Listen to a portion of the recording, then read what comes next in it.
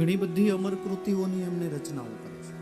અને આજે પણ સંસ્કૃત સાહિત્યની ગરિમાને સર્વોચ્ચ શિખર પર સ્થાપિત કરવા વાળા વિદ્વાનો, કવિઓ, આચાર્ય, પંડિતો પણ ભર્તૃહરિના નામને યાદ કરે છે, એમના નામને સન્માન સાથે લે છે.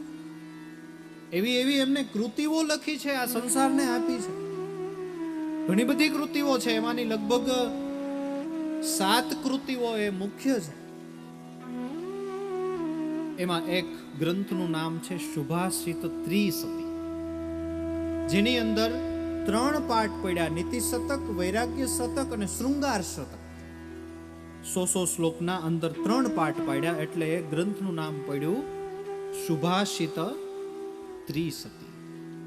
એક ગ્રંથ છે વાક્યપદીય નામનો, એક વાક્યપદીય ટીકા, એક મહાભાષ્ય દીપિકા, એક મીમાંસા ભાષ્ય. એક ગ્રંથનું નામ છે વેદાંત સૂત્રવૃત્તિ. જો આપણે બોલવામાં એ કરવું પડે, વેદાંત સૂત્રવૃત્તિ. અને એક ગ્રંથનું નામ છે શબ્દ ધાતુ સમીક્ષા. બીજાય છે, આ મુખ્ય છે.